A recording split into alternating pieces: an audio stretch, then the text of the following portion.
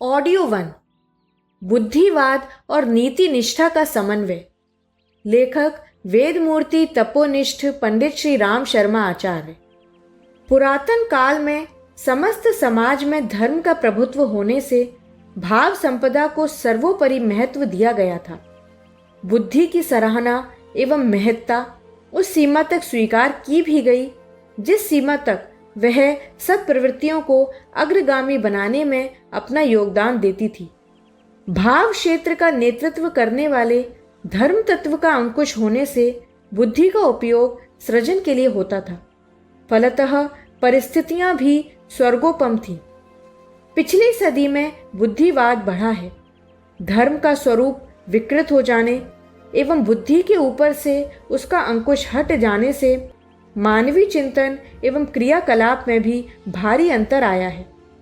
निरंकुश बुद्धि ने मानवीय गरिमा के केंद्र बिंदु भाव संवेदनाओं की अवमानना कर संकीर्णता, स्वेच्छाचारिता, अनुशासनहीनता, उच्छृंखलता, अनैतिकता एवं अनुदारता को जन्म दिया है। आस्था खोकर संपन्न वर्ग ने कुछ नहीं पाया, जबकि आस्था को अपनाए रहकर तथा कथित पिछड़ा वर्ग लाभ में रहा। आस्थाएं गंवाकर भटकाव और विक्षोभ के अतिरिक्त और कुछ हाथ लगने वाला नहीं है। वैभव अपने साथ जो उत्तेजनाएं लेकर आता है, उनके कारण उपलब्ध होने वाले दुर्गुणों और दुष्प्रवृत्तियों की बहुलता न शरीर को स्वस्थ रहने देती है और न मन को संतुलित।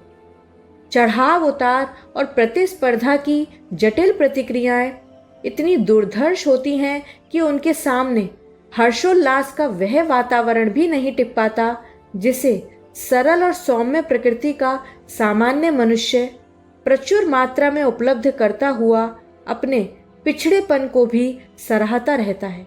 संपन्नता और सुशिक्षा से लोक और परलोक दोनों ही गंवा बैठता है, जबकि वैभव रहित व्यक्ति कम से कम एक को तो हत्याए ही रहते हैं। हत्या और आत्महत्या जैसे कुकृत्य अनास्था के बूचड़ खाने में ही होते हैं। आस्थावान सहन भी कर लेता है और भविष्य के प्रति विश्वासी भी रहता है, पर जिसने इन निष्ठाओं को उखाड़ फेंका है, उनके लिए मन का समाधान करने वाला संबल ही हाथ से निकल जाता है। संयम और सत्कर्म के लिए, औचित्य और विवेक के लिए उन्हीं के जीवन में स्थान रहता है जिन्होंने आस्थाओं को मजबूती से पकड़ रखा है। अनात्मवान खाओ पियो मजा करो से आगे की कोई बात सोच ही नहीं सकता। ऐसा वर्ग जिस समाज में बढ़ता है, उसका भविष्य अंधकार में बनकर ही रहेगा। संशय और अविश्वास की मनोभूमि में विक्षोभ के विष वृक्ष ही उगते हैं। स्थिरता तभी तक रहेगी जब तक बुद्धि और धर्म का समन्वय रहेगा। बुद्धि से शक्ति अर्जित की जाए और धर्म का परामर्श लेकर उसका उपयोग किया जाए तो ही दुरुपयोग से बचा जा सकता है और तज्जनित दुष्परिणामों से बचा जा सकता है। बुद्धि पर से धर्म का नियंत्रण हट जाने से ऐसी भयावह उच्छृंखलता उत्पन्न होती है जिसके सामने बुद्धि के सुखद उपार्जन का कोई महत्व ही नहीं रह जाता। विज्ञान, शिक्षा, कला, तकनीकी, शिल्प आदि के क्षेत्र में इन दिनों भारी प्रगति हुई है, किंतु उससे मानवीय सुख शांति में कोई वृद्धि नहीं हुई। आंतरिक स्तर तनिक भी नहीं बढ़ा, वरन आदिम युग की जंगली सभ्यता की ओर लौट पड़ा, जबकि बढ़े हुए सुविधा साधनों के सहारे व्यक्ति और समाज को अधिक परिष्कृत स्थिति का लाभ मिलना था।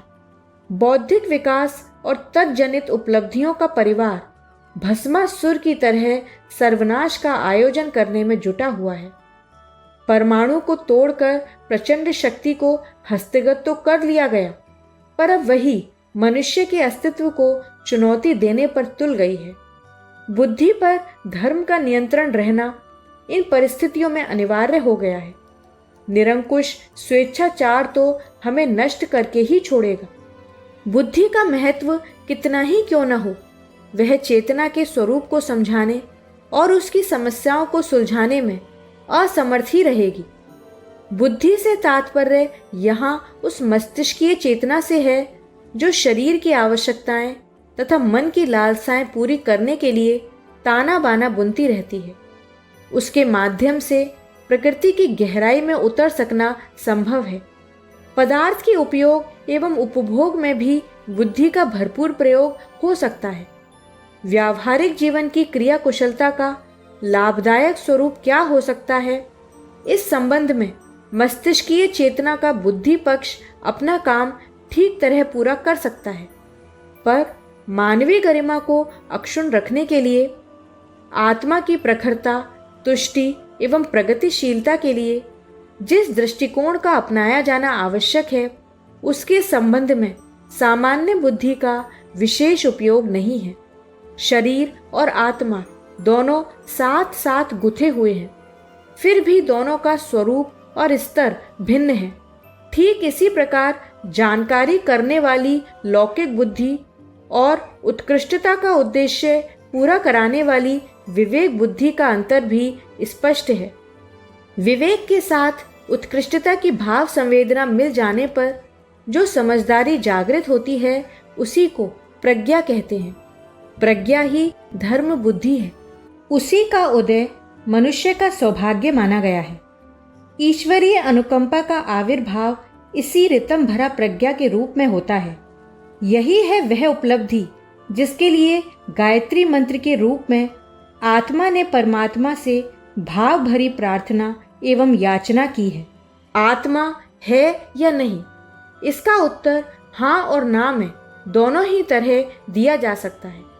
हाँ उनके लिए ठीक है जो ज्ञान के आधार पर सूक्ष्म विषयों पर विचार कर सकने और निष्कर्ष निकाल सकने में समर्थ हैं। ना उनके लिए जो मात्र इंद्रियों के सहारे ही चेतन सत्ता का दर्शन करना चाहते हैं। चेतन सूक्ष्म है, वह चेतन सत्ता की ज्ञानानुभूति के द्वारा समझा और देखा जा सकता है। सूर्य की रोशनी और फूल की शोभा की अनुभूति उन्हीं को हो सकती है जिनकी आंखें सही हो। यदि दृष्टि समाप्त हो जाए तो अपने लिए संसार के सभी दृश्य समाप्त हो जाएंगे, भले ही वे अन्य लोगों के लिए यथावत बने रहें। दृश्यों की अनुभूति में जितना महत्व पदार्थों के अस्तित्व का है, उससे अधिक अपनी दृष्टि का है। यह ज्ञान ही है जो हमें दृश्य या श्रव्य के स्थूल रूप की तुलना में असंख्य गुने रहस्यमय मर्मों से परिचित कराता है। ज्ञान के दो पक्ष हैं, एक विचारना, दूसरा संवेदना। विचार मस्तिष्क की देन है, वे बाहर से आते हैं प्रशिक्षण एवं अनुभव के सहारे। भाव भीतर से उठते हैं, वे अंतःकरण के उत्पादन हैं। विचारों से जानकारी बढ़ती है और बुद्धि में परिपक्वता आती है, पर उनका प्रभाव अंतस पर नहीं के बराबर पड़ता है। बहुत पढ़ने और बहुत सुनने से भी आंतरिक उत्कृष्टता उभरने का कोई निश्चय नहीं। कितने ही व्यक्ति ऐसे होते हैं जिनके कान सत्संग सुनते सुनते पक गए और आंखें स्वाध्याय करते करते थक गईं, फिर भी उनकी मूल प्रवृत्तियों में कुछ विशेष अंतर नहीं आया। लोभ मोह से उन्हें रत्ती भर भी विरति नहीं हुई, काम क्रोध के आवेश घटे नहीं। धर्मोपदेशकों में धर्म धारणा और नेताओं में देशभक्ति, प्रायः प्रसंग चर्चा की कलाकारिता जितनी ही दिखाई पड़ती है, दूसरों को जिन तर्कों से वे प्रभावित कर लेते हैं, उससे अपने आप को प्रभावित नहीं कर पाते, क्योंकि वे बाहर से आए आगंतुक हैं, अपने गृह सदस्य नहीं। अंतस तो भावों का भांडागार है, वहां से निसृत होते हैं और वहीं के चुंबकत्व से उन्हें बाह्य जगत में से आकर्षित एवं ग्रहण किया जाता है। विचार की गति तर्क और तथ्य के सहारे होती है और वे बढ़ते बढ़ते विज्ञान का स्वरूप धारण कर लेते हैं। विचार के आधार पर यह संसार पदार्थ, गुच्छक या गुलदस्ता मात्र है, अथवा विभिन्न प्रकार की तरंग प्रवाहों का अंधड़ क्षेत्र उसे कह सकते हैं। वैज्ञानिक व्याख्या के अनुसार विद्युत चुंबकीय लहरों से भरा पूरा समुद्र भर यह संसार रह जाता है। ऐसे ही कुछ नाम और भी दिए जा सकते हैं। मस्तिष्कीय चेतना पदार्थ ज्ञान पर अवलंबित है और वह अपनी सीमा उसी परिधि के अंतर्गत रखती है। यही उसकी मर्यादा है। उससे आगे की कोई बात मस्तिष्क के आधार पर नहीं जानी या पाई जा सकती जो हृदय से अंतस से संबंधित है। भाव संवेदना अंतस का उत्पादन है। भावुक व्यक्ति ही दूसरों की व्यथा वेदनाओं को अनुभव कर सकता है। पाषाण हृदय व्यक्ति पर किसी की करुणाजनक स्थिति का कोई प्रभाव नहीं पड़ता। वह दूसरों के रुदन और चीत्कार तक को स्थिति प्रज्ञ की तरह निर्मम होकर देखता रहता है। कई बार तो उनसे विनोद करता और रस लेता भी देखा गया है। धर्म को संवेदना का उद्गम स्रोत कह सकते हैं। वह उपदेश नहीं, उपचार है, जिसके सहारे दिव्य चक्षुओं पर चढ़ी हुई धुंध को दूर किया जा सकता है। उस धुंध के हटने पर पदार्थ के अंतराल में समव्याप्त सत्ता को देखा जाता है। उसी के सहारे उस ब्रह्मांड व्यापी चेतना की अनुभूति होती है जिसे विश्वात्मा कहा जाता है और जिसका एक घटक आत्मा है। विचार से पदार्थ के गुण, धर्म, स्वभाव और उपयोग भी जाना जाता है।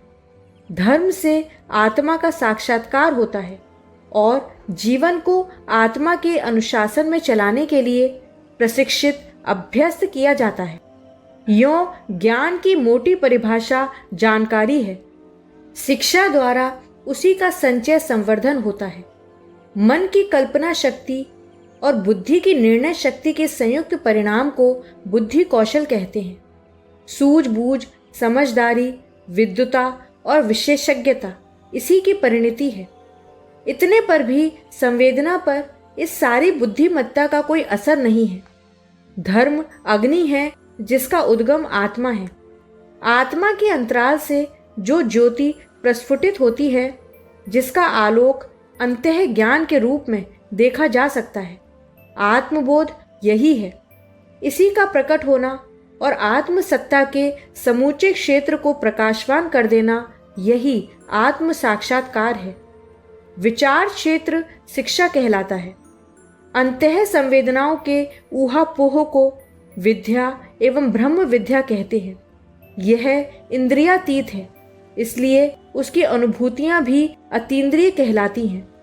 दया, करुणा, प्रेम, सेवा, उदारता, त्याग, बलिदान, संयम, आत्मानुशासन जैसी दिव्य संवेदनाओं की पूर्ति के लिए मनुष्य खुशी खुशी कष्ट सहते हैं, अपने लाभों का परित्याग करते हैं और भौतिक दृष्टि से प्रत्यक्षतः घाटा उठाते हैं। आदर्शवादियों के निहित स्वार्थों द्वारा तरह तरह की हानि पहुंचाई जाती है। उदार व्यवहार में भी वे कुछ त्याग ही करते हैं। देशभक्तों और तपस्वियों को कष्टमय जीवन व्यतीत करना पड़ता है और कई बार तो उन्हें प्राणों तक से हाथ धोना पड़ता है। बुद्धिमानी का भौतिक मापदंड इनमें घाटा है। प्रत्यक्ष लाभ जैसी कोई बात इस मार्ग पर चलने से नहीं मिलती। फिर भी समझदारी की सीमाओं का उल्लंघन करके वे कदम उठाए जाते हैं जिसे व्यवहार बुद्धि अपने भौतिकवादी गणित के सहारे मूर्खता ही सिद्ध करेगी। इतने पर भी सारे तर्कों का उल्लंघन करके कोई आंतरिक उमंग ऐसी उठती है और उच्च स्तरीय भाव संवेदना की भूख बुझाने के लिए त्याग, बलिदान की मांग करती है और अनेकों सद्भाव संपन्न उसकी पूर्ति भी करते हैं। यह संवेदना ही अग्नि है। जब वह आदर्शों को अपनाए रहने की परिपक्वावस्था में होती है तो उसे श्रद्धा कहते हैं। इसका सुनिश्चित निर्धारण विश्वास कहलाता है। श्रद्धा को भवानी की और विश्वास को शंकर की उपमा दी गई है और कहा गया है कि इन्हीं दोनों की सहायता से अंतरात्मा में ओतप्रोत परमात्मा का दिव्य दर्शन होता है। आदर्शवादी संवेदनाओं की यह समूची परिधि धर्म क्षेत्र के नाम से जानी जाती है। इसी की उमंगें कर्म क्षेत्र पर छाई रहती हैं। आस्थाओं की प्रेरणा से विचार तंत्र को दिशा मिलती है और विचारों की कर्म के रूप में परिणति होती है। इसी क्षेत्र में जब प्रखरता आती है तो अतीन्द्रिय ज्ञान जागृत होता है और दूरदर्शन, दूर श्रवण, प्रकृति के रहस्यों का उद्घाटन, भावी संभावनाएं जैसी वे जानकारियां मिलती हैं जो सामान्य इंद्रिय क्षमता की पकड़ से बाहर हैं। अंतः संस्थान के शांत, सुस्थिर एवं परिष्कृत करने की विधि व्यवस्था का नाम योग है। योगाभ्यास में जिस समाधि की चर्चा की जाती है वह मस्तिष्क की घुड़दौड़ शांत करके अंतःकरण की भाव संवेदनाओं को उभारने की प्रक्रिया है। चित्त वृत्तियों का निरोध इसी को कहा गया है। यह स्थिति प्राप्त होने पर अपने अस्तित्व में आत्मा की उपस्थिति अनुभव होती है और उसके अनुशासन को स्वीकार करने की सहज स्वीकृति जागृत होती है। आत्मसमर्पण के क्षण इन्हीं भावनाओं से भरे होते हैं। दिव्यत्व में अंतःकरण का लीन हो जाना इतना आनंद युक्त होता है कि उसे ईश्वर दर्शन के संबंध में किए गए समस्त वर्णन यथार्थता के रूप में अनुभव होते हैं। धर्म को भीरुता से जोड़ा जाता है। जीवन संघर्ष से कतराने वाले धर्माडंबरों में उलझे रहते हैं, यह कहा जाता है, पर वस्तुतः बात ऐसी है नहीं। यह साहसी शूरवीरों का मार्ग है। मन और अंतःकरण का संबंध स्पष्ट है। मन सुविधाओं में रमता है और अंतःकरण को वे भाव संवेदनाएं चाहिए जो उत्कृष्टता अपनाने के मूल्य पर ही उपलब्ध होती हैं। लोक प्रवाह और अपने संचित संस्कार मनोकामनाओं की पूर्ति की दिशा में खींचते और मनमानी करने के लिए उकसाते हैं। इसके ठीक विपरीत वह क्षेत्र है जिसे आत्मा की पुकार कहते हैं। यहाँ सब कुछ दूसरे ही तरह का है। यहाँ वैभव बेचकर संतोष खरीदा जाता है। इतना बड़ा सौदा करना जुआरी द्वारा अपना सर्वस्व ऐसी बाजी पर लगा देने जैसा है जिसमें प्रत्यक्षतः घाटा ही घाटा है। ऐसा बड़ा कदम उठाना सती शूरमाओं जैसा दुस्साहस है जिसमें प्रत्यक्ष का उत्सर्ग करके परोक्ष के उपलब्ध होने का सुनिश्चित विश्वास आवेश की तरह अंतराल के कण कण में छाया होता है। भावनाओं के परिपोषण में कामनाओं की बलि चढ़ा देना जिनसे बन पड़ता है, वस्तुतः वे ही धर्मात्मा हैं। कहा जाता है कि धार्मिकता स्वर्ग के लालचियों और नरक से भयभीत लोगों को छिपाए रहने वाली मांद भर है, पर बात ऐसी है नहीं।